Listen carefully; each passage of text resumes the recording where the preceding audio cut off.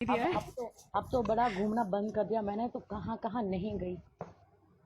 मैं कहाँ कहाँ नहीं गई, कैसे कैसे लाइफ कहाँ गई। कहाँ नहीं गई। सच्ची में बहुत सारी जगह पे गई, मतलब जहाँ नहीं जाना वहां पे भी गई। क्या बीओ पे मतलब। अच्छा बताइए, अंग्रेजों के इस पे जाके ना बड़ा मजा आता है, उनकी कोई कोई लैंग्वेज समझ में नहीं आती, बट ये है कि आप इंग्लिश में लिखो तो वो लोग समझ जाते हैं।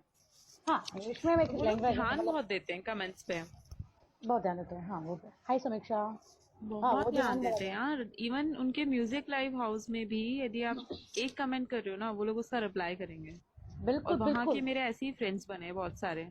मेरे को अरे मैंने बोला, आपने मेरी शक्ल देख के मेरे को फॉलो कर लिया काफी सारे। बड़े एक दो तो हैंडसम हैंडसम लड़के ने भी मेरे को फॉलो किया।